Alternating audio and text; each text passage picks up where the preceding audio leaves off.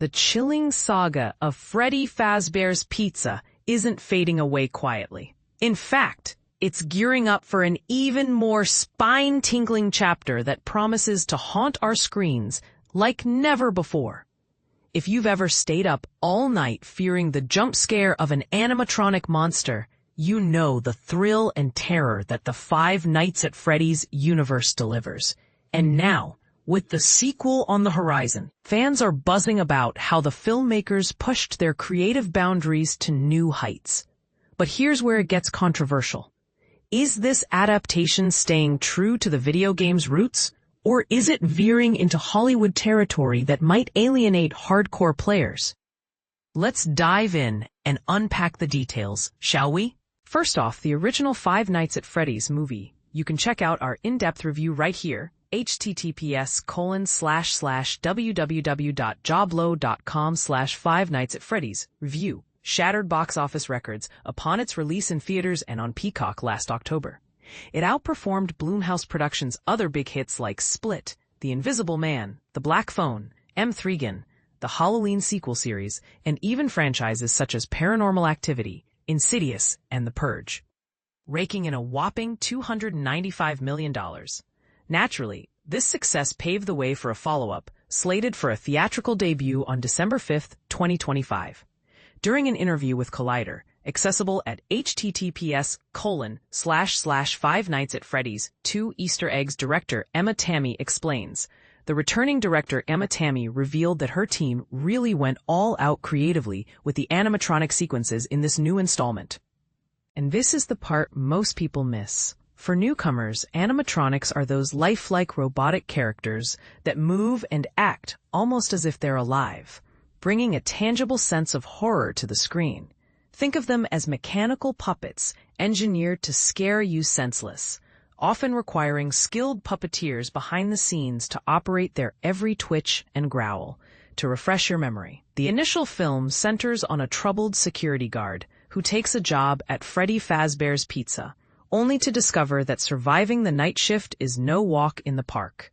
Fast forward 1 year after that supernatural ordeal, and the events have morphed into a bizarre local folktale, sparking the town's inaugural FazFest celebration.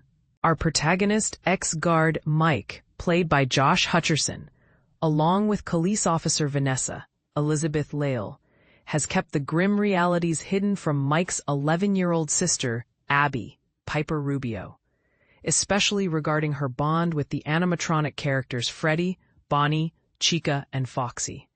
But when Abby defies them and sneaks off to reunite with her friends, it kicks off a cascade of horrifying incidents that peel back the layers of Freddy's dark history, awakening a decades-old nightmare that's been lurking in the shadows. As teased in the plot summary, the sequel welcomes back stars Josh Hutcherson, famous for The Hunger Games, Elizabeth Lail from You, and Piper Rubio, who charmed in Holly Ivy.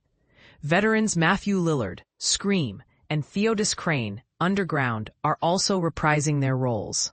New faces include Freddie Carter, Shadow and Bone, Wayne Knight, Jurassic Park, McKenna Grace, The Ghostbusters series, Teo Briones, Final Destination Bloodlines, and Skeet Ulrich, who shares the screen with Lillard from Scream. Voice talents add extra flair. Megan Fox, Jennifer's Body, lends her sultry tones to Toy Chica. Matt Pat, from FNAF the Musical, brings Toy Bonnie to life.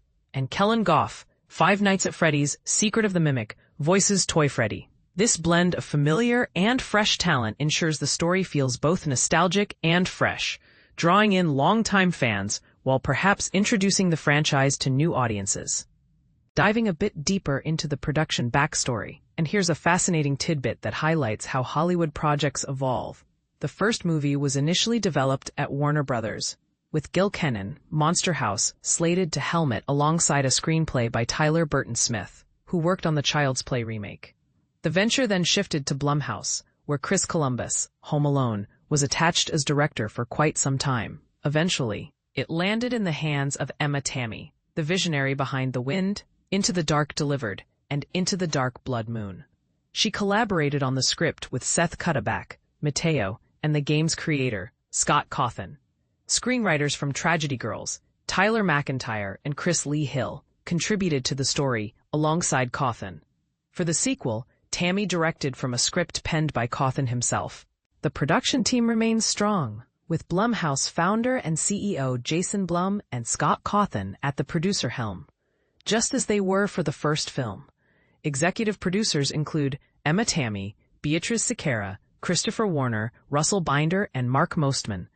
Jim Henson's Creature Shop, the wizards responsible for crafting those terrifying animatronic creatures, handled the special effects, making the homicidal mechanical beasts feel undeniably real. In her chat with Collider, Tammi emphasized the intensified effort. We ramped up the number of animatronics in the second movie to a degree that really challenged us creatively, technically, and with all the dynamic action involved. It was an exhilarating way to broaden the universe. We aimed to create something unique and surprising while meeting fans' expectations. The big draw, I believe, is the animatronics, the ones everyone's anticipating, plus maybe a few extras. And it's brimming with Easter eggs. We've poured in as many game details and lore elements as we could for the dedicated followers. It's densely packed, so if you're not deeply immersed in the fandom, you might miss some references, but the core story remains an entertaining journey that stands on its own, accessible and enjoyable for all. She also noted that the sequel demanded more puppeteers, with one particularly complex animatronic needing at least 13 operators to bring it to life, a testament to the meticulous craftsmanship that goes into these jump-scare machines, often involving a team of artists working in unison to achieve that perfect, heart-stopping movement. Now, this is where we can stir up some debate. Some fans might argue that such heavy emphasis on animatronics dilutes the psychological horror of the original game, which thrives on suspense and limited visibility. Others could counter that it's a bold evolution, making the terror more visceral and cinematic. What's your take? Does adapting a jump-scare-filled game to the big screen risk losing its essence, or is this a smart way to innovate? Are you excited to see Five Nights at Freddy's 2 in theaters this December, eager for the ramped-up animatronic mayhem and those hidden video game nods? Share your thoughts, agreements, or disagreements in the comments below. We'd love to hear from you.